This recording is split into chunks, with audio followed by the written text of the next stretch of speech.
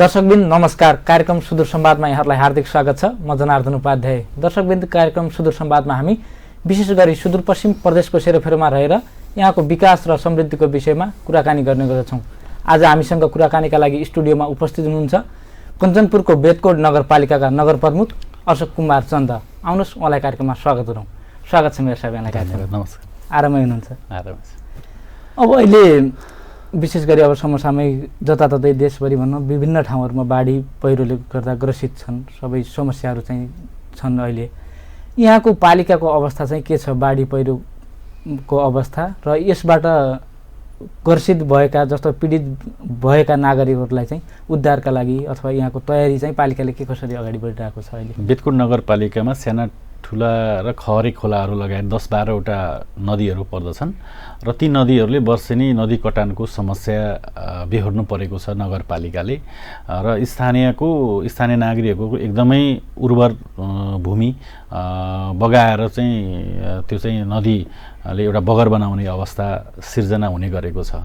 हामीले धेरै पहिलादेखि नै यसको योजनाबद्ध ढङ्गले हामी निर्वाचित भइसकेपछि तटबन्ध गर्ने कार्यलाई हामीले अगाडि बढाएका छौँ। त्यसो हुँदाखेरि अहिले धेरै ठुला नदीहरूले तटबन्ध गरिसकेपछि कटानको समस्याहरू रोकिएको छ। तर अहिले केही नदीहरू जस्तो सानो नदी पथरिया नदी भयो, त्यसै गरेर राधा नदी र कनकट्टी नदी लगायतका केही नदीहरूले केही ठाउँमा नदी कटान गरेको अवस्था छ। यसलाई पनि हामीले तत्काल चाहिँ गर्न सक्ने उपाय के हुन सक्छन् भनेर सरकारवालाहरूसँग हामीले छलफल परामर्श गरेर केही तत्काल अब तारजाली उपलब्ध गराएर त्यो रोक्ने कुराहरू गरिरहेका छौँ। केही ठाउँमा हामीले नगरपालिकाकै जेसिबी उपलब्ध गराएर पनि त्यो कामलाई कटान हुनबाट रोक्ने गरेका छौँ। र दोस्रो कुरा, डुबान हुने समस्या बेतकोट नगरपालिकामा खासै छैन। तर केही ठाउँमा सडकका हिजो बनेका संरचनाहरू पुराना रहेका र पानीको निकास हुने अवस्था हिजो धेरै ठाउँबाट हुने गरेको अवस्था थियो। अहिले बस्तीको विकास हुँदै धेरै घरहरू निर्माण भइसकेपछि त्यो जुन किसिमले एउटा पानी सहजै ढङ्गले बग्नु पर्ने हो त्यो सहज ढङ्गले बग्न नसकेका कारणले गर्दाखेरि सानसाना जुन किसिमका होम पाइप कल्भर्टहरू थिए ती होम पाइप कल्भर्टबाट पनि सहज ढङ्गले बग्न नसकेका कारणले केही ठाउँमा सामान्य अब डुबानको कुराहरू, अब पानी जम्ने कुराहरू रहेको छ। यसलाई पनि हामीले निकास तत्काल गर्न सकिने किसिमको कामहरू हामीले गरेका छौँ। अब यो अहिले हामीले एकपछि अर्को चाहिँ विपत्तिहरू खेपिराख्नु परेको, आम नागरिकले भोगिराख्नु परेको अवस्था छ। अहिले यो दोस्रो कोरोना भाइरसको दोस्रो लहरले चाहिँ यहाँको पालिकामा कस्तो प्रभाव पार्यो र अहिले के छ त्यहाँको अवस्था? क्षति केही बेहोर्नु पर्यो अथवा के छ?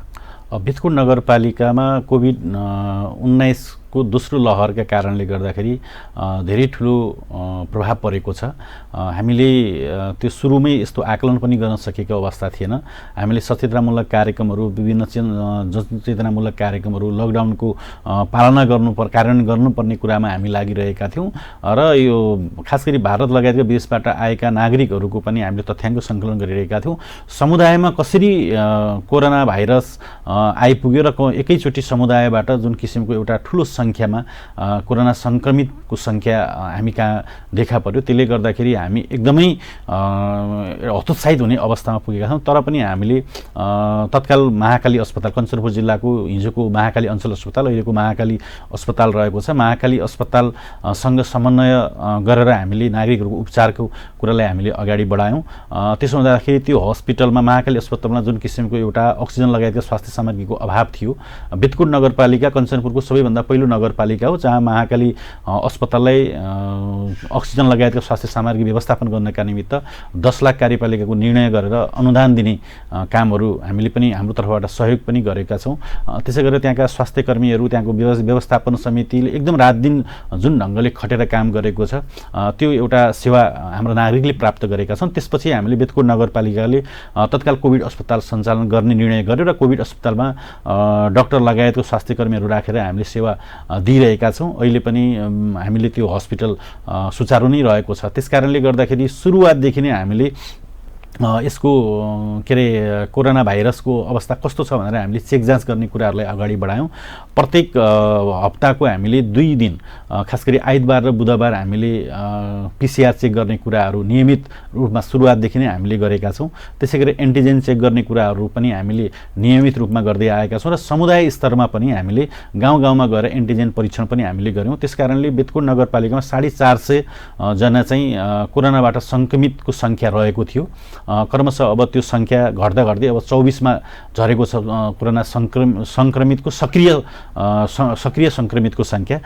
त्यसो हुँदाखेरि अहिले अवस्था एकदम नियन्त्रणमा रहेको छ। हामी सबैका प्रयासहरूले गर्दाखेरि हामी सफल भएका छौँ। राजनीतिक पार्टीहरू, सञ्चारकर्मीहरू, खास गरी स्वास्थ्य कर्मीहरू, सरसफाइ कर्मीहरू लगायतको चिकित्सकहरूको जुन किसिमको एउटा सहयोग रह्यो, आम नागरिकको तर्फबाट जुन किसिमको सहयोग रह्यो, समाजसेवी अभियन्ताहरूले जुन किसिमले अक्सिजन लगायतका विभिन्न सामग्रीहरू उपलब्ध गराउने काम गर्यो, यसले गर्दाखेरि अलिक सहज भएको अवस्था छ र बेतकुट नगरपालिकाले 14 जना नागरिकहरू हामीले गुमाएका छौँ।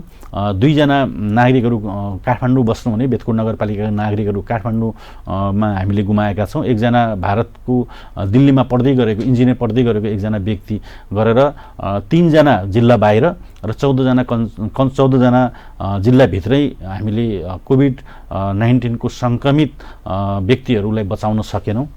लामो प्रयास गर्दाखेरि घर परिवार लगायतको आफन्तहरू हामी सबैहरू स्वास्थ्यकर्मीको ठुलो प्रयास रहँदै पनि अब उहाँहरूलाई हामी माझबाट गुमाउनु पर्ने एउटा परिस्थिति सिर्जना भयो। बेतकुट नगरपालिकामा 17 जना नागरिकहरू हामीले गुमाएका छौँ। 450 जना जति सक्रिय कोरोना सङ्क्रमितको सङ्ख्या थियो, त्यसबाट अब एकदमै घटेर 23 जना मात्रै 24 जना मात्रै रहेका छन्। त्यसकारणले गर्दाखेरि अहिले अवस्था एकदम नजिक के अरे एकदमै सहज अवस्था भएको छ र त्यसपछि पनि अब कोरोना सङ्क्रमितको के अरे कोरोनाको तेस्रो लहर आउने कुराहरू छ, जुन बालबालिकाबाट बालबालिका बढी प्रभावित हुने भन्ने कुरा छ। त्यसकारणले गर्दाखेरि बालबालिकालाई प्रभावित हुने जुन किसिमको एउटा त्यो छ, त्यसलाई कसरी नियन्त्रण गर्न सकिन्छ, कसरी रोकथाम गर्न सकिन्छ भनेर हामीले त्यसका औषधिको व्यवस्थापन गर्ने कुराहरू, जनशक्ति थप्ने कुराहरू हामी लागिरहेका छौँ र त्यसै गरेर अक्सिजन प्लान्ट के अरे अक्सिजनको जुन किसिमको एउटा हाम्रा बिचमा एकदमै आवश्यकता रह्यो, अक्सिजन नपाएर कतिपय नागरिकहरू हामीले गुमाउनु पर्ने परिस्थिति सिर्जना भयो। त्यसकारणले अक्सिजन प्लान्ट निर्माण गर्नका निमित्त बेतकुट नगरपालिकाले टेन्डर गरेको छ भवन निर्माणका निमित्त। त्यसपछि अब अक्सिजन प्लान्ट राख्नका निमित्त पनि हामीले केही समयपछि बजेट छुट्याएर त्यो काम पनि गर्छौँ र आगामी दिनमा चाहिँ खास गरी कोभिडको जुन तेस्रो चरणको लहर छ, जुन बालबालिकालाई हामीले सबै स्वास्थ्य चौकीहरू, खास गरी ओडामा रहेका स्वास्थ्य केन्द्रहरू, त्यसै गरेर हाम्रो कोभिड अस्पताल सबैले अब बालबालिकालाई जुन किसिमको एउटा आक्रमण हुन सक्छ भनेर त्यसैमा केन्द्रित भएर उपचार गर्नका निमित्त ती सबै संस्थाहरूलाई हामीले स्ट्यान्ड बाई राख्नका निमित्त हामीले तयारी गरिरहेका छौँ। अब यो एकातिर कोरोना महामारीसँग विपदहरू आइपरेका छन्, यिनीसँग लड्नुपर्ने छुट्टै बाध्यात्मक परिस्थिति छँदैछ। यो सँगसँगै अब विकास निर्माणका कामहरू पनि अगाडि बढाउनु पर्ने दायित्व यहाँहरूको माझमा छ। अब अलिकति जनताको विकास प्रेमी जनप्रतिनिधिका रूपले पनि यहाँ चिनिनुहुन्छ र अलिकति सम्भावना बोकेको जनप्रतिनिधिका हिसाबले पनि चिन्ने भएको कारणले गर्दा अहिले चाहिँ यो कोरोना सँगसँगै योसँग जुन गरिराख्नु भएको छ आफ्नो स्वास्थ्य क्षेत्रमा, यो सँगसँगै विकास निर्माणका कामहरूलाई चाहिँ कसरी अगाडि बढाइराख्नु भएको छ अहिले पालिकामा? विकास निर्माणमा हाम्रो पहिलो वर्ष र दोस्रो वर्ष अत्यन्तै राम्रो किसिमले विकास निर्माणका कामहरू भयो। तेस्रो वर्ष र चौथो वर्षको जुन एउटा विकास निर्माणको हाम्रो जुन किसिमको पहिलादेखिकै परम्परा छ, खास गरी चैत वैशाख जेठतिर विकास निर्माण हुने कुराहरू जुन छ, जुन निर्माण व्यवसाय विभिन्न कारणले गर्दाखेरि बजेट सुरुमै अब राजस्व सङ्कलन नहुने, राजस्व सङ्कलन भइसक्यो, त्यो पोस्टिङ हुँदै आउने, हामी कहाँ पनि आउने, त्यस कारणले गर्दाखेरि के अरे आर्थिक दायित्व के अरे आर्थिक स्रोत सुनिश्चितता नभइकन ठेक्का लगाउन नमिल्ने र ठेक्का लगाउँदै अब त्यो फागुन चैतसम्म पुग्ने र फागुन चैतपछि विकास निर्माणको हुने जुन किसिमको ठुला योजनाहरू रहेका छन्। यसले गर्दाखेरि अहिले चाहिँ धेरै नै प्रभाव परेको छ। गएको वर्ष पनि हामीले झन्डै 8-9 करोडको कामहरू हाम्रो त्यो चाहिँ टेन्डर भएका कामहरू पनि हाम्रो काम हुन सकेन। यो वर्ष पनि अब विभिन्न कारणले गर्दाखेरि हामीले नगरपालिकाका प्राविधिकहरू, नगरपालिका प्रशासनिक कर्मचारी, नगरपालिकाको के अरे आर्थिक शाखाका कर्मचारीहरूलाई स्ट्यान्ड बाई नै राखेका थियौँ हामीले काम गर्नका निमित्त। यद्यपि निर्माण सामग्रीको अभावका कारणले गर्दाखेरि निर्माण सामग्रीको अभाव पनि रह्यो। त्यसै गरेर जुन किसिमको एउटा यो बिचमा यो मूल्य जुन छ त्यो मूल्य पनि एकदमै बजारको जुन किसिमको सहज ढङ्गले नपाइसके मूल्य बढेका कारणले पनि निर्माण व्यवसायले यो समयमा काम गर्न चाहेनन् र काम गर्ने निर्माण व्यवसायले अत्यन्तै राम्रोसँगले काम गरेका छन् र सम्पन्न पनि गरेका छन्। केही निर्माण व्यवसायले अत्यन्तै प्रतिस्पर्धामा एकदमै कम लागतमा काम गर्छु भनेर कबुल गरेका निर्माण व्यवसायले अब यतिखेर जुन मूल्य बढेको अवस्थामा उहाँहरूले काम गर्न नसक्ने अवस्था देखिएका कारणले गर्दाखेरि उहाँहरूको त्यो किसिमको हुनुले गर्नुपर्ने हो, तर उहाँहरूले गर्नु भएन। कतिपय निर्माण सामग्रीका अभावका कारणले पनि, कतिपय असल निर्माण व्यवसाय नभएका कारणले पनि यो काममा प्रभावित हुन गएको छ। खास गरी ठुला आयोजनाहरू ती कामबाट हामीले प्रभावित भयो। तर पनि हामीले खास गरी नदी तटबन्धका कुराहरू, शिक्षाको के अरे बिल्डिङ बनाउने कुराहरू, त्यसै गरेर सिँचाइका बोरिङ राख्ने कुराहरू, त्यसरी कालोपत्री गर्ने कुराहरू, पुल बनाउने कुराहरू, खानेपानीका कतिपय निर्माण सामग्रीका सँगसँगै दक्ष जनशक्ति पनि हामीसँग छैन। जस्तो खानेपानीको ओभर ट्याङ्की बनाउने मानिसहरू नेपालमा जनशक्ति त्यो कमी रहेको छ, त्यो भारतबाट ल्याउनु पर्ने हुन्छ। त्यसै गरी पुल बनाउने जनशक्ति पनि नेपालमा कम रहेको छ, पक्की पुल बनाउने त्यो पनि बाहिरबाट ल्याउनु पर्ने छ। कालोपत्री गर्ने लगायतका जुन के अरे सडक निर्माण गर्नुपर्ने जुन जनशक्ति हामीसँग हुनुपर्ने त्यो जनशक्ति नभएका कारणले गर्दाखेरि निश्चित रूपमा काम हुन सकेन। र अब चाहिँ छिटो अब यो कोरोनाको जुन किसिमको एउटा अहिले खस्किदो अवस्था रहेको छ, अब केही समयपछि अवस्था अनुकूल भइसकेपछि अब निर्माण व्यवसायले तत्काल काम गर्नका निमित्त हामीले त पहिलादेखि नै भन्दै आएका छौँ, फेरि पनि निर्माण व्यवसायले झकझकाएर समयमै काम सक्नका निमित्त हामीले भन्दै आएका छौँ। फेरि म्याद थपेर पनि अब काम गर्नका निमित्त हामी उहाँलाई भन्छौँ र विकास निर्माणको जुन किसिमको प्रभाव रहेको छ यो प्रभावलाई न्यूनीकरण गर्नका निमित्त हाम्रा सबै संयन्त्रहरू परिचालित गर्छौँ। अब यो जुन स्वास्थ्य क्षेत्रमा अहिले कोरोना महामारीले पनि एउटा पाठ सिकाएको अवस्था छ, हामीलाई स्वास्थ्य क्षेत्रलाई चाहिँ मजबुत बनाउनुपर्छ भन्ने खालको। यहाँ निर्वाचित भएर आइसकेपछि चाहिँ स्वास्थ्य क्षेत्रको सुधारका लागि, स्वास्थ्य क्षेत्रलाई चाहिँ गुणस्तरीय बनाउनका लागि चाहिँ यहाँको भूमिका के भयो र प्रयासहरू चाहिँ के रह्यो पालिकाको? बेतकुट नगरपालिकामा दुईटा मात्रै स्वास्थ्य चौकी थियो। एउटा दैजी स्वास्थ्य चौकी थियो, एउटा सुडा स्वास्थ्य चौकी थियो। त्यो बाहेकको अरू स्वास्थ्य चौकी नै रहेका थिएनन्। त्यसै गरेर एउटा चाहिँ यो स्वास्थ्य इकाइका रूपमा धरमपुर स्वास्थ्य इकाइ रहेको थियो, एउटा हरपाल स्वास्थ्य इकाइ रहेको थियो। त्यो भन्दा बाहेक कुनै पनि स्वास्थ्यका युनिटहरू बेतकुट नगरपालिकामा थिएनन्।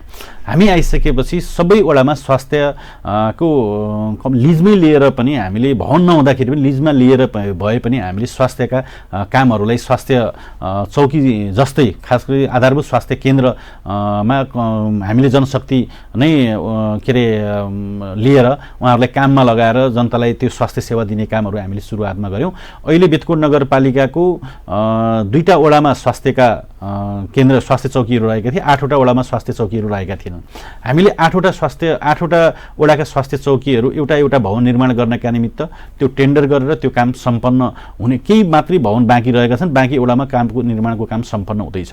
6वटा के अरे बर्थिङ सेन्टरहरू निर्माण भएका छन्। जस्तो 1 नम्बर वडामा बर्थिङ सेन्टर निर्माण भएको छ, 2 नम्बर वडामा बर्थिङ सेन्टर निर्माण भएको छ, 3 नम्बर वडामा बर्थिङ सेन्टर निर्माण भएर पहिलादेखि नै बर्थिङ सेवा सुचारू भएको छ।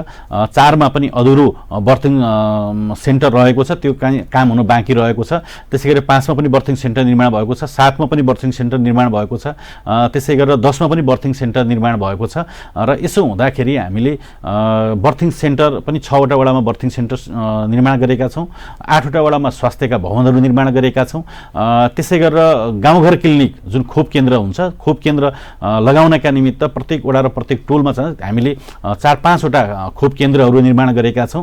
र त्यसपछि हामीले त्योभन्दा ठुलो कम्तीमा पनि स्वास्थ्य चौकीले मात्रै हुँदैन, नगरपालिकाको एउटा नगरपालिकाको नगर स्तरीय नगर अस्पताल बनाउनुपर्छ भनेर हामीले बेतकुट नगरपालिकाको 50-100को नगर अस्पताल बनाउनुपर्छ भनेर त्यसको जग्गा खोजी गरेर डिपिआर बनाएर त्यसको बााउन्ड्री हालेर गएको वर्ष 28 करोडको ठेक्का लागेको थियो। हामीले बेतकुट नगरपालिकाको आफ्नै स्रोत साधनले सकिँदैन भनेर हामीले सङ्घ र प्रदेशलाई पनि के अरे अनुरोध गरेका थियौँ। र नगरपालिकाको के अरे बेतकुट नगरपालिकाको विशेष अनुदान अन्तर्गत माग्दाखेरि थोरै पैसा मात्रै आउने, तर प्रदेश मार्फत जाँदाखेरि धेरै अनुदान आउँछ भनेर हामीले प्रदेश मार्फत हामीले माग गऱ्यौँ। र सङ्घीय सरकारको राष्ट्रिय योजना आयोगको अर्थ मन्त्रालयबाट हामीलाई 15 करोड उपलब्ध भयो।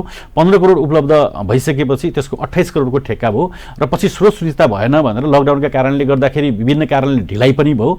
प्रदेश सरकारका सामाजिक विकास मन्त्रालय, भौतिक मन्त्रालय, अर्थ मन्त्रालयसँगको जुन किसिमको समन्वय सहकारी राम्रोसँग उहाँहरूको बिचमा नभएका कारणले गर्दाखेरि ठेक्का 2.5 महिना ढिलो ठेक्का लगाउने कुरा भयो। ठेक्का लगाउने कुराहरू हुँदाखेरि त्यसको तयारी गर्ने क्रममा लकडाउन सुरु भयो। लकडाउन हुँदाहुँदै सकिने बित्तिकै टेन्डर खोल्ने कुरा भयो। टेन्डर खोलिसकेपछि पनि स्रोत सुविधा भएन भनेर पछि प्रदेश सरकारले नै के अरे भौतिक मन्त्रालय अन्तर्गतको एउटा युनिटले ठेक्का खारेज गरिदियो र त्यसपछि फेरि यसपटक हामीले सङ्घीय सरकारलाई भनेर सङ्घीय सरकारको राष्ट्रिय योजना आयोग अर्थ मन्त्रालयसँग कुराकानी गरेर 6 करोड 3 वर्ष के अरे 2 वर्षभित्र सम्पन्न गर्ने गरेर के अरे 16 करोड के अरे 15 करोडको स्रोत सुविधा हुने गरेर अहिले यो अब आउने आर्थिक वर्षमा चाहिँ 6 करोड बजेट विनियोजित भएको छ। एउटा 50 को नगर अस्पतालका निमित्त र अर्को चाहिँ बेतकोट नगरपालिकामै दैनिक स्वास्थ्य चौकीको स्तर उन्नति गरेर 1500 को हस्पिटल बनाउनका निमित्त बेतकोट नगरपालिकाले के अरे 1500 अस्पतालको टेन्डर गरिसकेको छ र टेन्डरको पनि ठेक्का सम्झौता भएर त्यसको हामीले त्यसको के अरे फिल्ड सर्वे के अरे फिल्डको काम सकाएर काम निर्माणको काम अगाडि बढिरहेको छ। एउटा 1500 को अस्पताल, अर्को 5000 को अस्पताल र अर्को चाहिँ हाम्रो आइसोलेसन भवन बनाउनका निमित्त टेन्डर भएको छ। टेन्डर भएर त्यो काम अगाडि बढेको छ। निर्माणाधीन अवस्थामा आइसोलेसन केन्द्र रहेको छ। त्यसै गरेर हामीले आइसोलेसन एउटा पहिला नै बनाएका थियौँ। एउटा नयाँ आइसोलेसन भवन 1 करोड 80 लाखको अर्को भवन निर्माणको कुरालाई अगाडि बढाएको छ। त्यसै गरेर स्वास्थ्य स्वयंसेविका हामीले उहाँहरूलाई विभिन्न किसिमको साइकल दिने कुराहरू, उहाँलाई स्वास्थ्य सामग्री दिने कुराहरू, उहाँलाई सुविधा दिने कुराहरू र प्रत्येक वर्ष हामीले 10,000 के अरे प्रोत्साहन भत्ता दिने कुराहरू मा काम गर्ने स्वास्थ्य स्वयंसेविकाजीहरूलाई गरिरहेका छौँ। त्यसै गरेर बेतकोट नगरपालिकाले एमबीबीएस डाक्टर सहितको स्वास्थ्य के अरे कर्मी सहितको हामीले कोभिड अस्पताल सञ्चालन गरेका छौँ। अब आउने आर्थिक वर्षमा 1 जना डाक्टर फेरि थप र अनि स्वास्थ्यकर्मी थप गरेर 2 जना एमबीबीएस डाक्टर सहितको कोभिड अस्पताल सञ्चालन गर्छौँ। कोभिडको रोकथाम नियन्त्रणको काम सकिसकेपछि हामीले नगर अस्पताल सञ्चालन गर्ने किसिमले हामीले त्यो कामलाई अगाडि बढाएका छौँ। र अर्को चाहिँ बर्थिङ सेन्टर निर्माण गरिरहेका छौँ। बर्थिङ सेवा पनि हामीले दिइरहेका छौँ। तर पनि अहिले पनि हाम्रो आमाहरू मातृ शिशुको ज्यान जोखिममा अहिले पनि रहेको छ। त्यसकारणले हस्पिटलमा बच्चा अथवा स्वास्थ्य चौकी अथवा बर्थिङ सेन्टर र स्वास्थ्य चौकी के अरे हस्पिटलमा बच्चा जन्माएपछि 1000 रुपियाँ न्यानो लुगाका लागि नवजात शिशु नगर स्वागत कार्यक्रम भनेर हामीले सुरुवातकै वर्षदेखि पहिलो वर्षदेखि नै हामीले त्यो सेवा पनि हामीले प्रदान गरिरहेका छौँ। अन्य हामीले स्वास्थ्यका क्षेत्रमा स्वास्थ्य शिविर लगाउने कुराहरू, विभिन्न के अरे स्वास्थ्य उपचारका निमित्त हामीले निःशुल्क स्वास्थ्य शिविरका काम सञ्चालन गर्ने कामहरू पनि हामीले गरिरहेका छौँ। अब हामी यो कृषि प्रधान देशका नागरिक हौँ। हाम्रो देश नै कृषि प्रधान छ, तर पनि कृषकहरूका विभिन्न समस्याहरू छन्। जस्तो समयमा बिउ बिजनहरू नपाउने, मल अभावका कुराहरूदेखि लिएर यहाँलाई अवगत नै छ। अहिले पालिकाले कृषि क्षेत्रको सुधारका लागि अथवा पछिल्लो समय अहिले कोरोना महामारीले पनि सिकाएको पार्छ। अब विभिन्न विदेशबाट चाहिँ रोजगारी गुमाएर हाम्रो स्वदेशमा आउनुभएका नागरिकहरू पनि युवाहरू पछिल्लो समय कृषिमा आकर्षित पनि हुनुभएको छ। तर कतिपय कुराहरू उहाँहरूलाई लगानीका कुराहरू अभाव पनि छ। कृषि क्षेत्रमा आउने आम नागरिकका लागि अथवा जुन पछिल्लो समय युवा पिँढीको एकदमै आकर्षण बढ्दो छ उहाँहरूका लागि र कृषि क्षेत्रको सुधारका लागि चाहिँ अहिले कसरी अगाडि बढिराख्नु भएको छ? मुख्य गरेर हामीले कृषि क्षेत्रको उत्पादनलाई बढाउनका निमित्त हामीले महाकाली सिँचाइ तेस्रो चरणको आयोजनाको काम पनि अगाडि बढिरहेको छ। त्यो काम धेरै एकदम द्रुत गतिमा अहिले पछिल्लो समय बढिरहेको छ।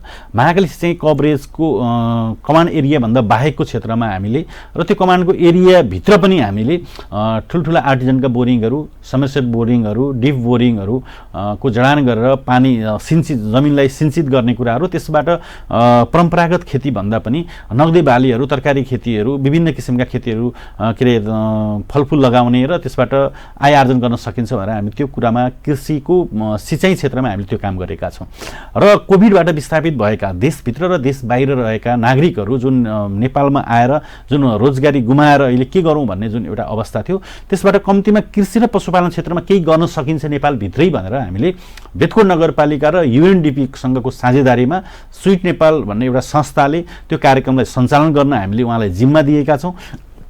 त्यसबाट हामीले कृषि र पशुपालनमा 420 जना नागरिकहरूलाई आत्मनिर्भर बनाउने, उत्पादनसँग जोड्ने, उहाँलाई उद्यमी बनाउने उद्देश्यले हामीले ती युवाहरूलाई हामीले काम गरेका छौँ। र यो वर्ष मात्रै हामीले चालु आर्थिक वर्षमा 420 जनालाई हामीले रोजगारी दिने कुरा छौँ। यसमा रोजगारीका साथसाथै हामीले कृषि यन्त्र मेसिनहरू दिने कुराहरू, ट्र्याक्टरहरू दिने कुराहरू, पावर टिलरहरू दिने कुराहरू, सानसाना मेसिनहरू दिने कुराहरू, पोली हाउस निर्माण गर्नका निमित्त त्यसका सामग्री दिने कुराहरू, कृषि औजार दिने कुराहरू, कृषिका बिउ बिजन दिने कुराहरूमा हामी लागिरहेका छौँ। त्यसकारणले हामीले प्रत्येक वडामा चाहिँ दुई वडाको एउटा के अरे पकेट क्षेत्र हामीले निर्माण गरेका छौँ। जस्तो 1 नम्बर वडा र 2 नम्बर वडा आलुको पकेट क्षेत्रका रूपमा हामीले अगाडि बढाएका छौँ। 3 नम्बर र 4 नम्बर वडा च्याउ खेतीको पकेट क्षेत्रका रूपमा अगाडि बढाएका छौँ। 5 नम्बर र 6 नम्बर वडा के अरे खुर्सानी पकेट क्षेत्रका रूपमा अगाडि बढाएका छौँ। 7 नम्बर र 8 नम्बर वडा लसुनको पकेट क्षेत्रका रूपमा अगाडि बढाएका छौँ। त्यसै गरेर 9 नम्बर र 10 नम्बर प्याजको पकेट क्षेत्रका कार्यक्रमहरू अगाडि बढाएका छौँ। त्यसै गरेर हामीले छुट्टै अझ बेसार खेतीको पकेट क्षेत्रका कुराहरू, प्याज बेसार खेती लगायतका अन्य क्षेत्रहरू, त्यसै गरेर तरकारी खेतीको पकेट क्षेत्रका कुराहरूलाई पनि हामीले सँगसँगै ती कामहरूलाई पनि अगाडि बढाएका छौँ। र 420 जनालाई हामीले रोजगार दिने उद्देश्यले, उहाँलाई उद्यमी बनाउने उद्देश्यले हामीले यो वर्षको कामलाई अगाडि बढाएका छौँ। त्यसै गरेर पशुपालनको क्षेत्रमा हामीले बाख्रा दिने कुराहरू, के अरे उन्नत जातको बोका वितरण गर्ने कुराहरू, बङ्गुर वितरण गर्ने कुराहरू, त्यसै गरेर लोकल कुखुरा उत्पादन गर्नका निमित्त त्यो लोकल कुखुरा दिने कुराहरू, यो कुरा पनि कार्यविधि बनाएर हामीले काम गरिरहेका छौँ। र अर्को कुरा चाहिँ म केही गर्न चाहन्छु तर मसँग लगानी छैन भन्ने नागरिकहरूका निमित्त पनि हामीले बेतकोट नगरपालिकाले चाहिँ मागमा आधारित कार्यक्रम भनेर त्यसरी पनि उहाँलाई 50,000, 1 लाख, 1.5 लाखसम्म, 2 लाखसम्म के गर्न सकिन्छ। अब कसैले साना उद्योग बनाउने होला, कोही फास्टफुडको के अरे फास्टफुडको कुराहरू होला,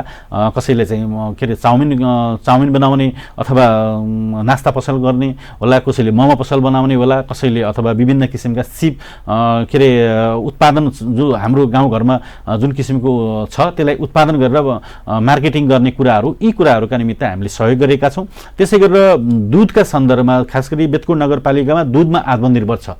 दुध र के अरे मासुमा आत्मनिर्भर रहेको छ बेतकोट नगरपालिका। दुध उत्पादन भएको दुधलाई चाहिँ बाहिर खपत नभएको दुधलाई के गर्न सकिन्छ भनेर हामीले दुध डेरी उद्योग सञ्चालन गरेका छौँ। त्यसका निमित्त हामीले डिप फ्रिजहरू 5-7 वटा डिप फ्रिजहरू हामीले उहाँलाई हस्तान्तरण गरेका छौँ। त्यसै गरी मेसिनहरू किनेर हामीले मेसिन किन्नका निमित्त अनुदान नगरपालिकाले दिएको छ। त्यसै गरेर थुप्रै अन्य आवश्यक चाहिने, डेरी उद्योगलाई आवश्यक चाहिने त्यस्ता चिजहरू पनि हामीले दिएका छौँ। त्यसै गरेर भैँसी पालनका कुराहरू, गाई पालनका कुराहरू, यो कामलाई पनि अगाडि बढाएका छौँ। अब यो पर्यटनका हिसाबले पनि निकै महत्त्वपूर्ण पालिकाको रूपमा पनि रहेको छ बेतकोट नगरपालिका। पर्यटन क्षेत्रको विकासका लागि अब धार्मिकदेखि लिएर ऐतिहासिक जुन पुरातात्विक पर्यटकको ठुलो सम्भावना भएको क्षेत्र पनि हो, पर्यटकहरू भित्र्याउनका लागि चाहिँ पर्यटन क्षेत्रको विकासका लागि चाहिँ अहिले कसरी अगाडि बढिराख्नु भएको छ यहाँहरू? बेतकोट नगरपालिका साँच्चीकै सुदूरपश्चिमको पर्यटनको धेरै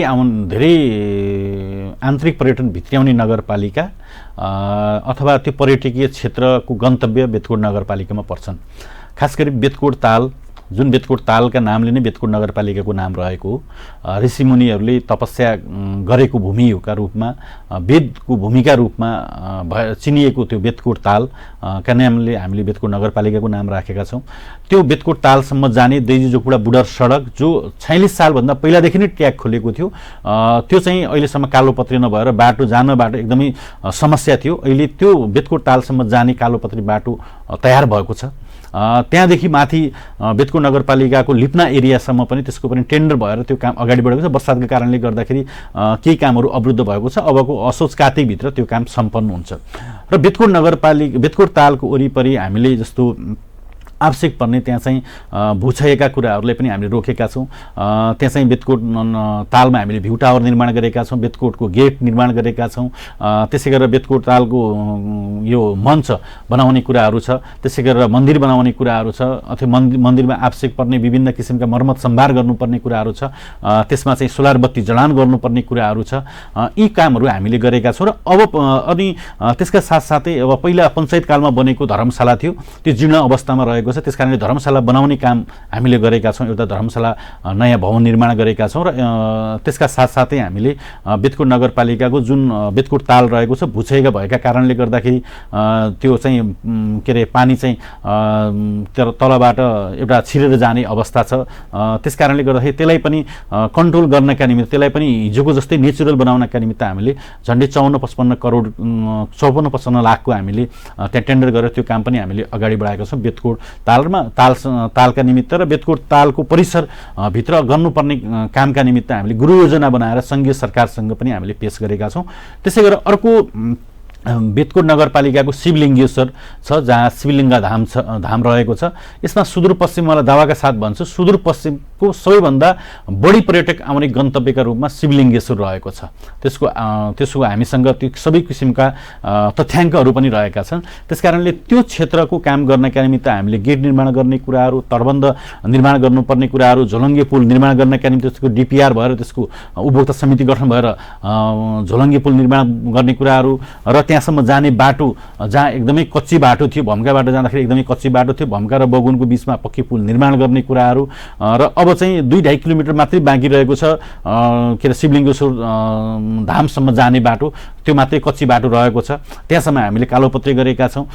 त्यसै गरेर त्यसका विभिन्न पूर्वाधारहरू हामीले निर्माण गरेका छौँ। त्यहाँ मन्दिर निर्माण गरेका छौँ।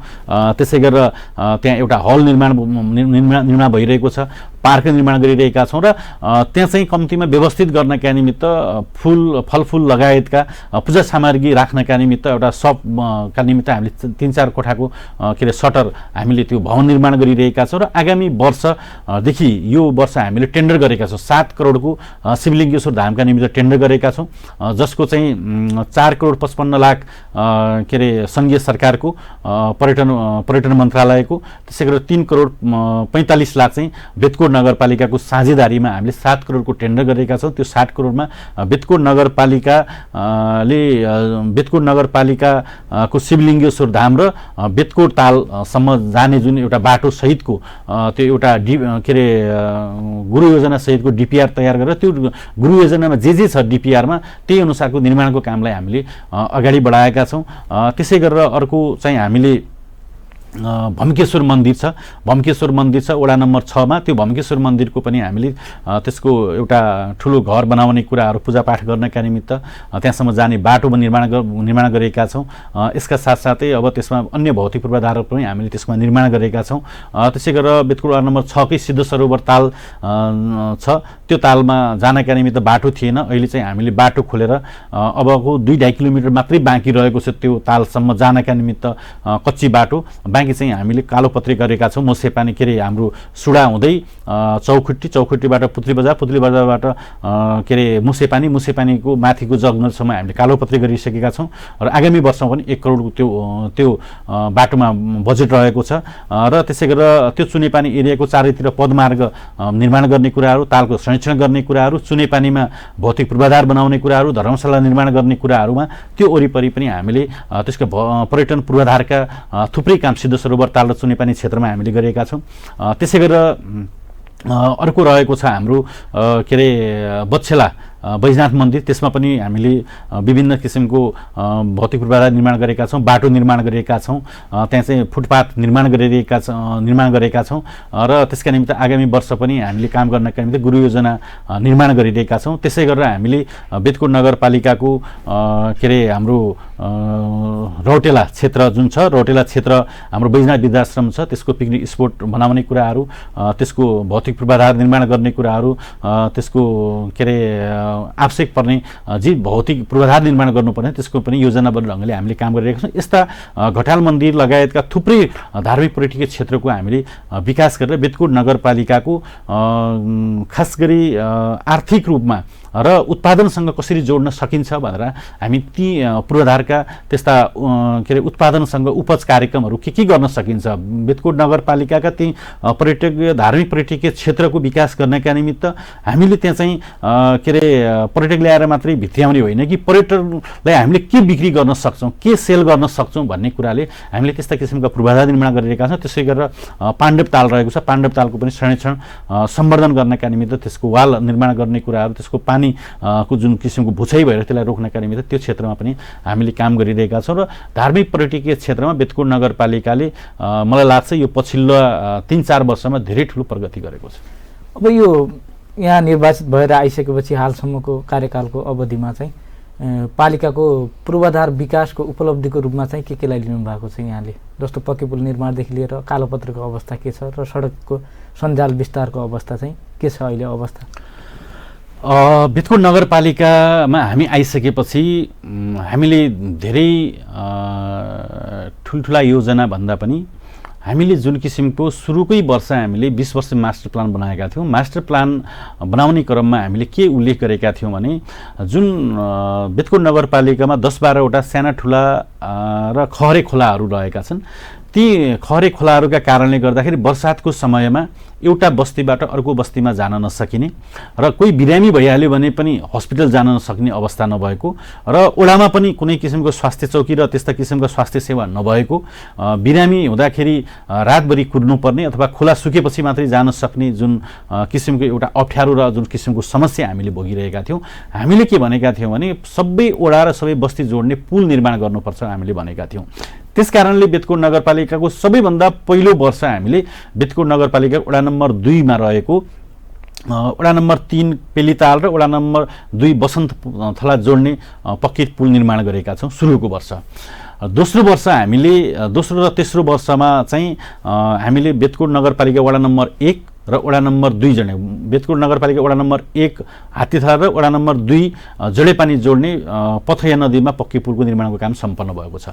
त्यसै गरेर बेतकोट नगरपालिका 2 जडेपानी, बेतकोट नगरपालिका वडा नम्बर 3 भम्का, खास गरी बैजनाथ स्कुलसँग जोडिएको भूभाग जोड्नका निमित्त जडेपानी खोलामा पक्की पुलको निर्माणको काम सम्पन्न भएको छ।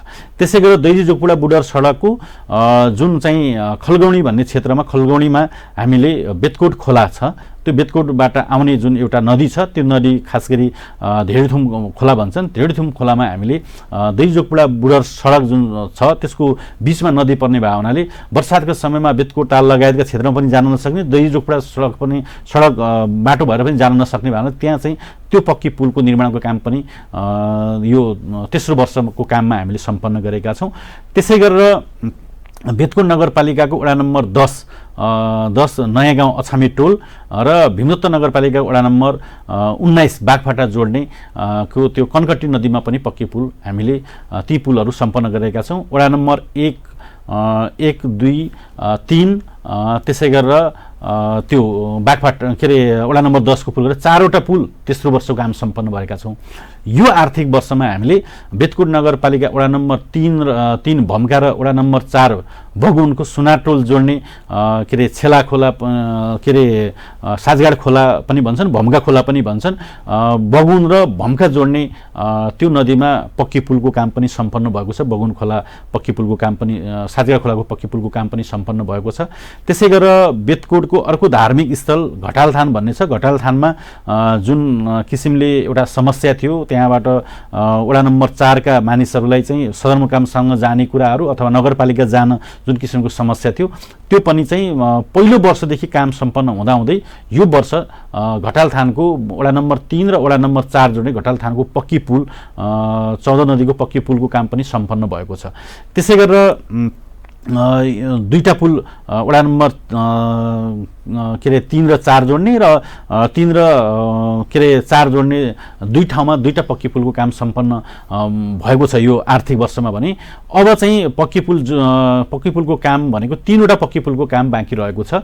एउटा वडा नम्बर 5 के अरे पोलखरी र वडा नम्बर 6 सिसैया जोड्ने पक्की पुल जहाँ के अरे बच्छेला नदी के अरे बच्छेला नदीमा पक्की पुलको कुरा, सिसैयामा पक्की पुलको कुरा रहेको छ। र अर्को चाहिँ दैजी के अरे बेतकोट नगरपालिका वडा नम्बर 10 र सुग्लाफाटा निकुञ्जको क्षेत्रमा जोड्ने जुन एउटा हुलाकी राजमार्गमा जोड्ने बल्मा नदीको पुल छ त्यो पुलको काम बाँकी रहेको थियो। अर्को चाहिँ बेतकोट वडा नम्बर 6 र 7 जोड्ने गाउजी मुसेपानी खोलामा पक्की पुलको काम बाँकी रहेको थियो। ती सबै पक्की पुलको काम लगभग अन्तिम चरणमा पुगेको छ। त्यसकारणले पहिलो वर्ष एउटा पुल, दोस्रो वर्ष 4वटा पुल र तेस्रो वर्ष चौथो वर्ष 2टा पुल र अहिले पनि अब यो सम्पन्न हुन नसकेका 3वटा पुल पनि मलाई लाग्छ अब यसको कम्प्लिट काम 2-3 महिना थप हुन सक्छ। बेतकोट नगरपालिकामा 11वटा पक्की पुलका कामहरू सम्पन्न भएका हुँदैछन्। अबको 2-3 महिनापछि अब 3वटा पुल सम्पन्न भयो भने त्यो काम पक्की पुलको काम सम्पन्न हुन्छ। त्यसै गरेर बेतकोट नगरपालिका वडा नम्बर 10 नयाँ गाउँ र चतरी जोड्ने पक्की पुलको काम यसै वर्ष शिलान्यास भएको छ। त्यो पनि 2 वर्षभित्र त्यो पुल बन्ने कुराहरू छ। त्यसै गरेर वडा नम्बर 8 र वडा नम्बर बेतकोट नगरपालिका वडा नम्बर 8 र बेतकोट भीमदत्त नगरपालिका वडा नम्बर 1 को त्यो चाहिँ राजीपुरमा चाहिँ पक्की पुल गर्ने कुराहरू केही समयपछि सुरुवात हुँदैछ। त्यसै गरेर वडा नम्बर बेतकोट नगरपालिका वडा नम्बर 1 पिपलथाला र बेतकोट नगरपालिका वडा नम्बर 2 टङ्करकुना जोड्ने पक्की पुलको काम पनि केही समयपछि अब शिलान्यास हुन्छ। त्यसै गरेर बेतकोट नगरपालिका वडा नम्बर 4 को बैतडा र बगुन जोड्ने पक्की पुलको काम पनि केही समयपछि सुरुवात हुने कुराहरू रहेको छ। त्यसै गरेर बेतकोट नगरपालिका वडा नम्बर 5 पोलखरी र बेतकोट नगरपालिका वडा नम्बर 3 सामादोरी जोड्ने अर्को पक्की पुलको काम सम्पन्न हुने कुराहरू रहेको छ। र आगामी आर्थिक वर्ष, यो चालु आर्थिक वर्षमै बजेट विनियोजनका लागि हामीले घुर्सुवा र मुसेपानी जोड्ने पक्की पुलका कुराहरू, त्यसै गरेर घुर्सुवा र धरमपुर जोड्ने पक्की पुलका कुराहरू लगायतका अन्य पुलहरूका लागि पनि आवश्यक बजेटका निमित्त हामीले सङ्घीय सरकारलाई पनि माग गरेका छौँ। मलाई लाग्छ बेतकोट नगरपालिकामा यो आर्थिक वर्षसम्म 11वटा पुलको काम हाम्रो कार्यकालमा सम्पन्न हुँदैछ। 4वटा पक्की पुलको काम अबको 2 वर्षभित्र त्यो पक्की पुलको काम सम्पन्न हुनेछ र झोलुङ्गे पुल पनि 6वटा झोलुङ्गे पुल हाम्रो निर्माणको कामलाई अगाडि बढाएको छ। 4वटा झोलुङ्गे पुल यसै आर्थिक वर्ष सम्पन्न हुँदैछ र शिवलिङ्गेश्वर र बगुन र भम्का जोड्ने झोलुङ्गे पुलको काम चाहिँ अबको आगामी आर्थिक वर्षमा सम्पन्न हुने कुरा पुलका सन्दर्भमा मैले कुरा राखेँ। र बेतकोट नगरपालिकाको खास गरी सडक यातायातको कुरा गर्ने हो भने प्रत्येक वडामा हामीले मुख्य सडक कालोपत्री निर्माणको कुरालाई अगाडि बढाएका छौँ। बाँकी रहेको ठाउँमा मुख्य सडकहरू यो आगामी आर्थिक वर्षमा त्यो पक्की कालोपत्री सडक बनाउने कुरालाई हामीले अगाडि बढाएका छौँ। धेरै वडामा धेरै सडकहरू हामीले सडक स्तरीयका कामहरू गरिरहेका छौँ र अधिकांश ठाउँमा नयाँ बाटाहरू हामीले सडक ग्रेभेल गरेका छौँ। बेतकोट नगरपालिकाले खास गरी सडक पुलको क्षेत्रमा धेरै ठुलो फड्को मारेको छ र केही ठाउँमा अझ पनि बाटो निर्माण गर्नुपर्ने कुराहरू, बाटो फराकिलो पर्ने कुराहरू, राम्रो भएको बाटोलाई कालोपत्री गर्ने कुरालाई हामीले योजनाबद्ध ढङ्गले अगाडि बढाएका छौँ। लामो समयसम्म स्थानीय तहहरूमा भनौँ न स्थानीय स्तरमा जनप्रतिनिधिविहीन हुँदाखेरि, अभिभावक नपाउँदाखेरि जुन अस्तव्यस्त रहेको शिक्षा क्षेत्र थियो, पूर्वाधारका अभावका कुराहरूदेखि लिएर खानेपानीका अभावका थुप्रै समस्याहरू थिए। यो शिक्षा क्षेत्रको सुधारका लागि यहाँ निर्वाचित भएर आइसकेपछि चाहिँ शिक्षा क्षेत्रको सुधारका लागि चाहिँ पालिकामा चाहिँ के कामहरू गर्नुभयो? के छ अहिले शिक्षा क्षेत्रको अवस्था? शिक्षा क्षेत्रमा पनि हामीले सबैभन्दा पहिला चाहिँ विद्यालयको भवनको अभाव थियो सबै ठाउँमा। हामीले धेरै विद्यालयहरूमा 4 कोठे भवन, त्यसै गरेर 2 कोठे भवन हामीले निर्माणको कामहरू धेरै ठाउँमा सम्पन्न गरेका छौँ। यद्यपि केही विद्यालयहरूमा बाँकी रहेका भवन निर्माण गर्नुपर्ने अत्यावश्यक भएका केही विद्यालयहरूमा आगामी आर्थिक वर्षमा पनि त्यो काम हामी सम्पन्न गर्छौँ। विद्यालय भवनको अभाव नहुने गरेर हामी त्यो काम सम्पन्न गर्छौँ। र अर्को कुरा चाहिँ के छ त भन्दाखेरि विद्यालयको जुन किसिमको गुणस्तरीय शिक्षा हुनुपर्ने हो त्यो गुणस्तरीय शिक्षा हामीले सोचेको जस्तो अथवा अभिभावकले सोचेको जस्तो त्यो प्राप्त हुन सकिरहेको छैन। त्यसका निमित्त के गर्न सकिन्छ भनेर बेतकोट नगरपालिकाले कक्षा 8 को सेन्ट्रल इक्जाम पनि गर्यो। त्यो सेन्ट्रल इक्जामबाट के हो त भन्ने कुराहरू त्यो रिजल्ट पनि आएको छ। त्यसपछि हामीले आगामी दिनमा पनि त्यो किसिमको योजनाबद्ध ढङ्गले हरेक कक्षाका सेन्ट्रल इक्जाम गरेर त्यसरी गरेर राम्रो विद्यालय अथवा राम्रो विषयमा राम्रो पढाउने शिक्षकलाई पुरस्कृत गर्ने र राम्रो रिजल्ट नआएका सर म्याडमहरू अथवा क्लास टिचर कक्षा टिचरहरूलाई अथवा त्यो प्रत्येक सब्जेक्टका टिचरहरूलाई चाहिँ हामीले बोलाएर के हो त सुधार गर्नुपर्ने भन्ने बारेमा हामी छलफल गर्ने अवस्था सिर्जना गरिरहेका थियौँ। तर पनि त्यसका सन्दर्भमा पनि लकडाउनका कारणले गर्दाखेरि इक्जाम पनि गर्नु नपर्ने अवस्था, इक्जाम त्यो किसिमको भौतिक उपस्थिति भएर इक्जाम नगर्नुपर्ने अवस्थाको कारणले गर्दाखेरि धेरै समस्याहरू भएको छ। त्यसकारणले हामीले शिक्षा समितिले पनि योजनाबद्ध ढङ्गले हामीले चाहिँ के अरे विद्यालय मर्जको कुराहरूलाई पनि हामीले अगाडि बढाएका छौँ। त्यसको समिति निर्माण गरेका छौँ। विद्यालय मर्ज गर्ने, विद्यालय मर्ज हुने ठाउँमा मर्ज गर्ने, विद्यालय डाउन गर्नुपर्ने ठाउँमा डाउन गर्ने कुरालाई पनि हामीले अगाडि बढाएका छौँ।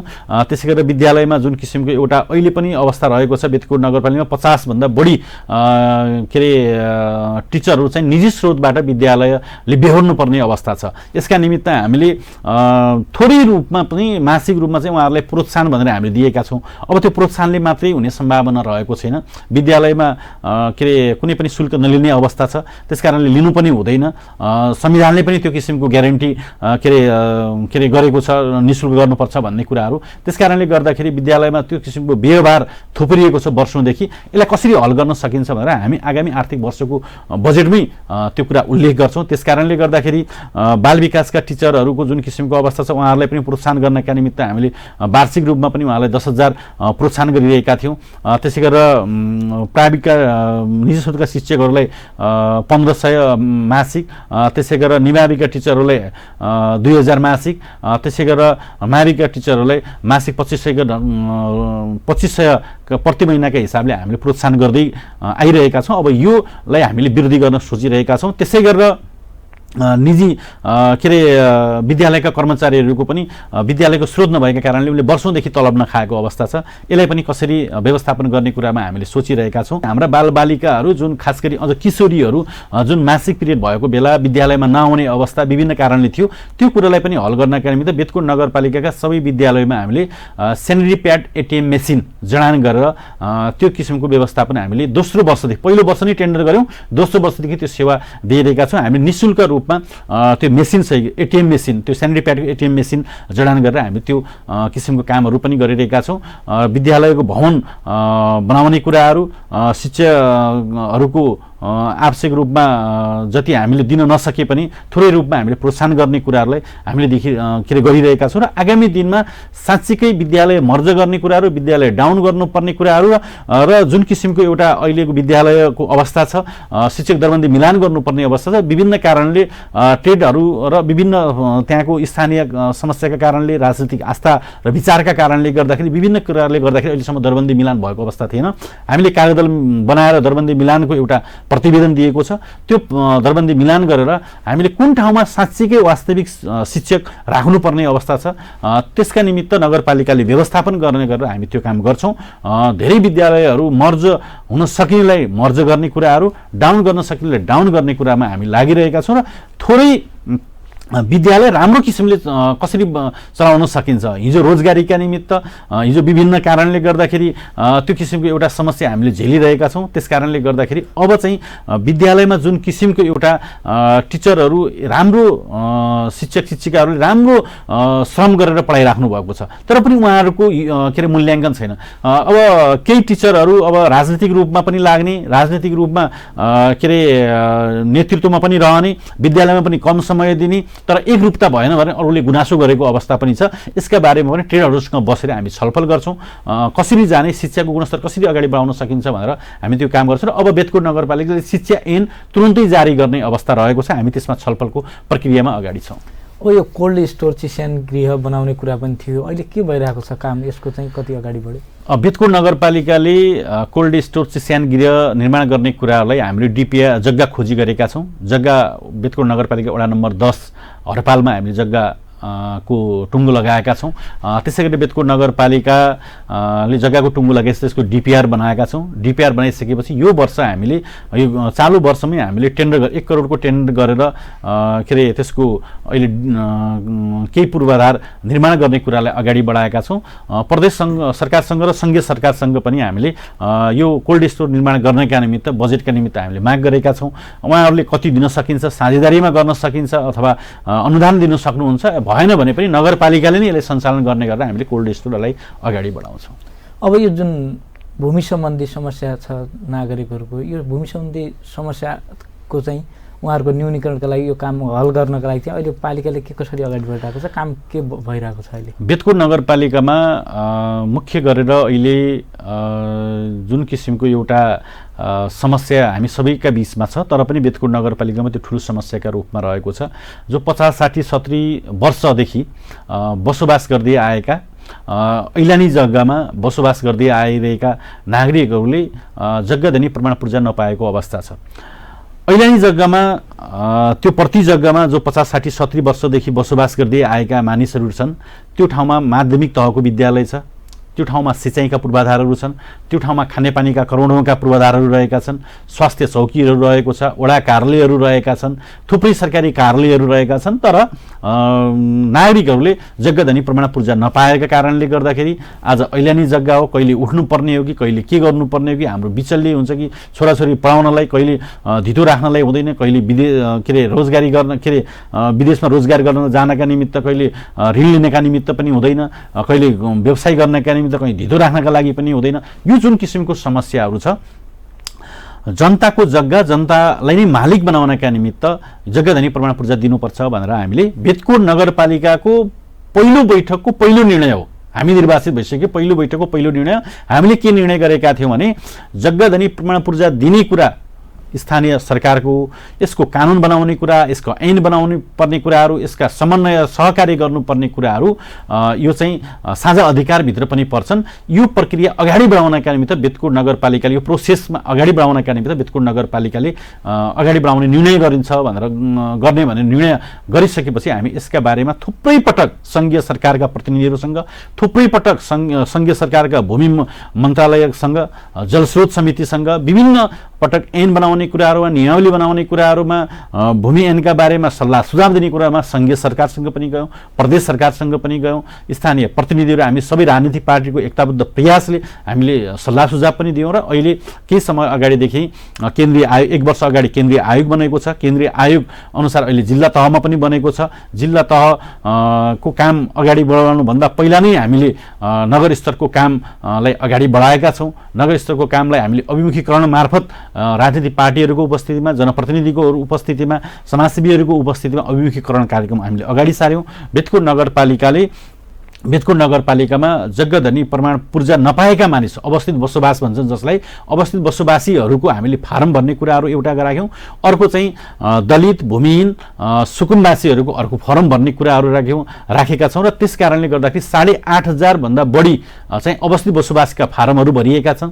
त्यसै गरेर 550 भन्दा बढी चाहिँ सुकुम्बासी, भूमिहीन, दलितको फारम भरिएको छ।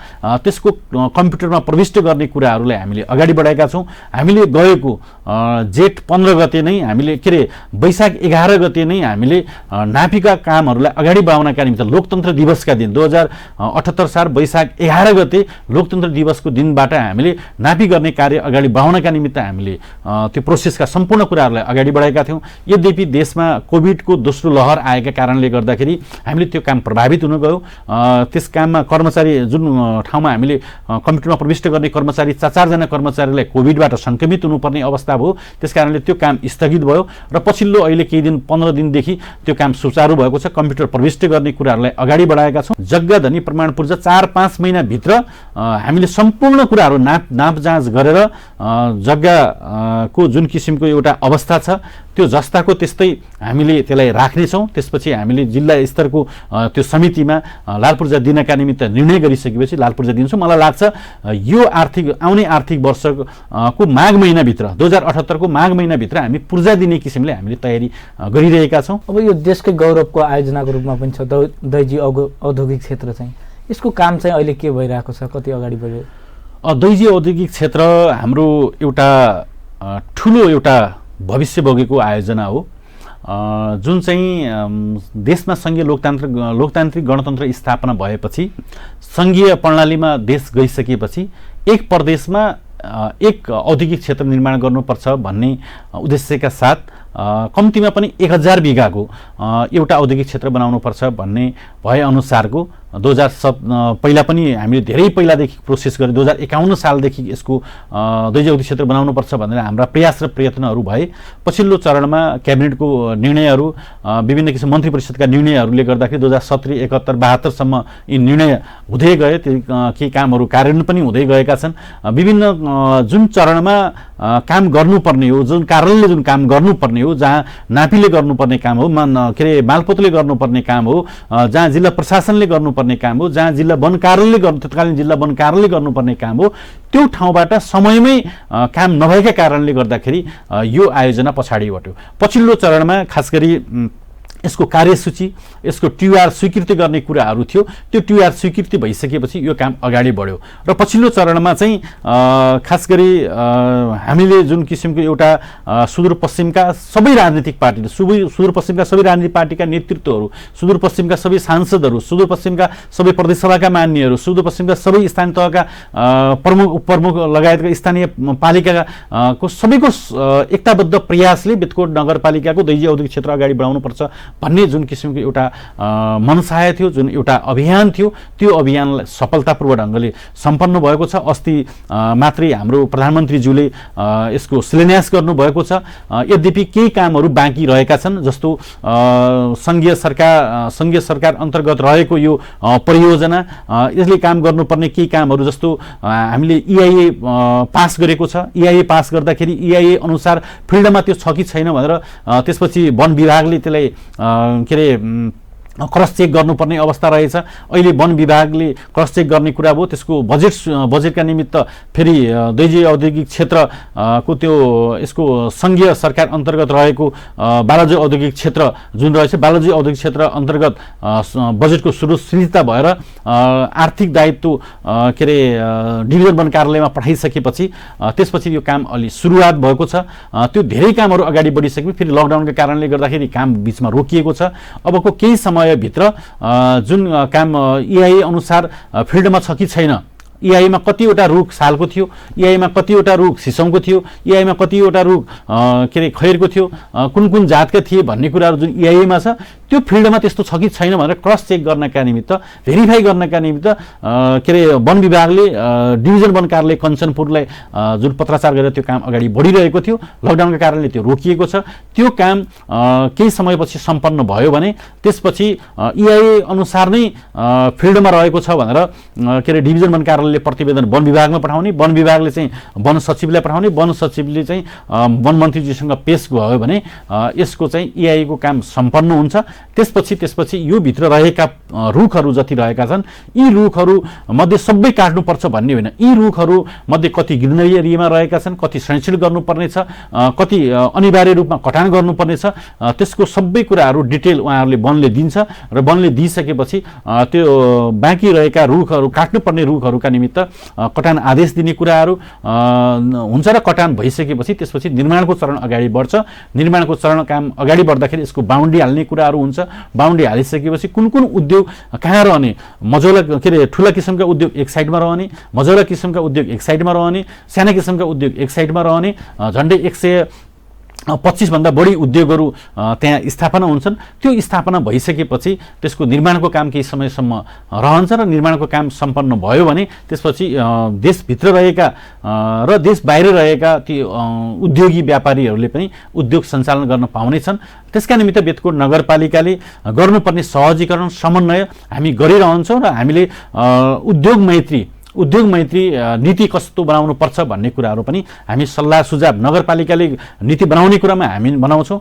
प्रदेशले बनाउने कुराहरूमा सङ्घीय सरकारले नीति बनाउने कुराहरू पनि हाम्रो के अरे उद्योग मैत्री नीति बनाउनु पर्छ भनेर हाम्रो पहल कदमी रहन्छ। त्यसो भयो भने कम्तीमा पनि बेतकोट नगरपालिकाको त्यो दैजी औद्योगिक क्षेत्रमा 30,000 भन्दा बढी मानिसले रोजगारी पाउँछ। युवा युवतीहरूलाई यदि 30,000 मानिसले रोजगारी पायो भने हाम्रो सुदूरपश्चिम आफै समृद्ध हुनेछ र त्यो समृद्ध बनाउनका निम्ति हामीलाई सबैका प्रयासहरू, सबैका पहल कदमीहरू सार्थक हुनेछन् भन्ने मैले अपेक्षा लिएको छु। अब यो आगामी आर्थिक वर्ष 78-79 का लागि चाहिँ नीति तथा कार्यक्रमहरू र आउने बजेट चाहिँ बजेटका प्राथमिकतामा चाहिँ बेतकोट नगरपालिकाले के कुराहरूलाई समावेश गर्ने योजना बनाएको छ, कसरी अगाडि बढ्नुहुन्छ?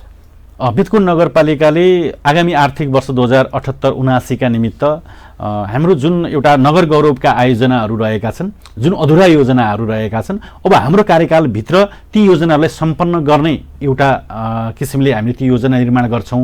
अर्को कुरा चाहिँ अहिले कोभिडको जुन किसिमको पहिलो लहर पनि हामीले बेहोर्यौँ, दोस्रो लहर पनि बेहोर्यौँ, तेस्रो लहर पनि आउन सक्छ र यस्ता किसिमका थुप्रै विपत्तिहरू, थुप्रै महामारीहरू आउन सक्छन्। त्यसका निमित्त हामी तयारी हुनुपर्छ। त्यो तयारी हुनका निमित्त के अरे हाम्रा अस्पतालहरूलाई व्यवस्थित गर्ने, हाम्रा स्वास्थ्य संस्थाहरूलाई व्यवस्थित गर्ने, हामीले थप निर्माण निर्माण गर्नुपर्ने आइसोलेसनहरू हामीले थप निर्माण गर्नुपर्ने विभिन्न के अरे अक्सिजन प्लान्टहरू लगायतका थुप्रै स्वास्थ्यका जनशक्तिहरू थप्नुपर्ने कुराहरू, यी सबै कुराहरू स्वास्थ्य प्राथमिकता रहन्छ। त्यसपछि स्वास्थ्यले ठुलो के अरे लकडाउनका कारणले गर्दाखेरि, कोरोनाका कारणले गर्दाखेरि शिक्षा क्षेत्र अस्तव्यस्त भएको छ। त्यस कारणले शिक्षा क्षेत्र हाम्रो दोस्रो प्राथमिकता शिक्षा क्षेत्र पर्छ।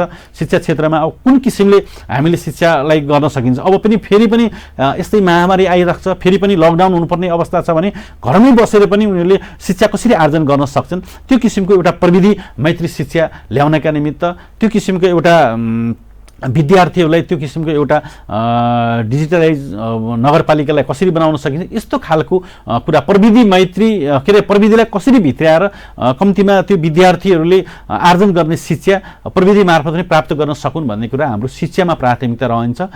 त्यसै गरेर हाम्रो मानवीय संसाधनका क्षेत्रहरूमा मुख्य रूपमा अहिले कृषि र पशुपालनमा कोभिडबाट विस्थापित भएका मानिसहरूले के अरे कृषि र पशुपालनमा उहाँलाई आत्मनिर्भर कसरी बनाउने, उद्यमी कसरी बनाउने भन्ने कुराहरूमा तेस्रो हाम्रो त्यस्ता रहन्छ। त्यसपछि बेतकोट नगरपालिकाले अगाडि सारेका अन्य विकास निर्माणका वडाका विकास निर्माणका योजनाहरू जुन किसिमका एउटा सानसाना योजनाहरूले पनि धेरै ठुलो महत्त्व राख्छ, त्यस्ता योजनाहरूलाई पनि हामीले अगाडि बढाउँछ र खास गरी आगामी वर्ष युवा युवतीहरूका लागि जुन किसिमको हामीले अहिले जुन किसिमको एउटा समाजमा यो विभिन्न किसिमका दुर्व्यसनीहरूको बिगबिगी भइरहेको छ, लागु औषध दुरुपयोग भइरहेको छ, ओछार पछार दुरुपयोग भइरहेको छ, यसलाई नियन्त्रण कसरी गर्न सकिन्छ, किशोरीहरूलाई अहिले जुन किसिमको एउटा महिलामाथिको महिला हिंसाका कुराहरू, महिला बलात्कारका कुराहरू, यी कुराहरूलाई न्यूनीकरण कसरी गर्न सकिन्छ, युवाहरूलाई देशप्रतिको माया, राष्ट्रप्रतिको माया अथवा नगरप्रतिको माया ममता, म केही गर्न चाहन्छु यो देशका निमित्त, यो गाउँका निमित्त, जनताका निमित्त केही गर्न चाहन्छु भने त्यो विकास, त्यो भावनाको विकास गर्न कसरी गराउन सकिन्छ भन्ने विषयमा हाम्रा कार्यक्रमहरू हुन्छन्। आदिवासी जनजाति, दलित, महिला, अल्पसङ्ख्यक यो राज्यबाट विगतका दिनहरूमा पछाडि पारिएको वर्गलाई कसरी माथि उकास्न सकिन्छ, यस्ता कार्यक्रमहरू हामी ल्याउन सक्छौँ। मुख्य रूपमा त्यहाँको वस्तुस्थिति हेरेर के काम गर्न सकिन्छ, त्यो वडाहरू बस्तीबाट आएका योजनाहरूले नै हाम्रो प्राथमिकता अनुसार सम्बोधन हुन्छ। अब हामी कार्यक्रमको अन्त्यतिर छौँ मेयर साहब। अन्तमा चाहिँ यो कार्यक्रम हेरेर बस्नुभएका आम दर्शक र विशेष गरी बेतकोट नगरवासीहरूका लागि आफ्नो सन्देश छ भने छोड्न सक्नुहुन्छ। बेतकोट नगरपालिकाका दाजुभाइ तथा दिदीबहिनीहरू, नागरिकहरूका निमित्त र अन्य नागरिकहरूका निमित्त पनि म के भन्न चाहन्छु भने सकारात्मक सन्देश दिनका निमित्त हामी सबैले आफ्नो ठाउँबाट पहल कदमी गरौँ। मुख्य रूपमा कोभिडबाट ठुलो भएको अवस्था, कोभिडबाट आक्रान्त भएको जुन अवस्था छ, फेरि पनि यस्तो महामारी आउन सक्छ। त्यसकारणले गर्दाखेरि हामीले समयमै सचेततापूर्वक ढङ्गले, सतर्कतापूर्वक ढङ्गले राज्यले के अरे बनाएका कानुनहरू, जुन किसिमको प्रशासनिक संयन्त्रहरू छन्, जुन किसिमका एउटा हाम्रा स्वास्थ्यका मापदण्डहरू छन्, यी पनि पालना गरेर हामीले काम अगाडि बढाउनुपर्छ।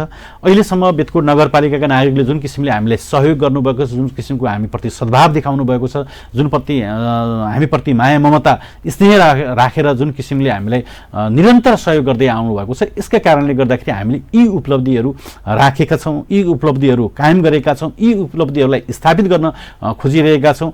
यी उपलब्धि भने हाम्रा पुँजीहरू हुन्। त्यस कारणले गर्दाखेरि राम्रोलाई राम्रो र नराम्रोलाई नराम्रो भन्ने बानी सबैले गरौँ। राजनीतिक आस्था र विश्वासका आधारमा होइन, यसमा गुण र दोषका आधारमा यी कुराहरू हेर्नका निमित्त म अनुरोध गर्न चाहन्छु। फेरि पनि हामीले गर्न खोजेको धेरै थियौँ, हामीले गर्न सकिरहेका छैनौँ। हाम्रो सीमित समय छ, सीमित स्रोत साधन छ। सीमित समयभित्र सीमित स्रोत साधनलाई कसरी राम्रोसँग पुर्याउन सकिन्छ, राम्रो उपयोग कसरी गर्न सकिन्छ भन्ने कुरा मात्रै हो। त्यसकारणले जनताका आशा अपेक्षा असीमित छन्, हाम्रा स्रोत साधन सीमित छन्।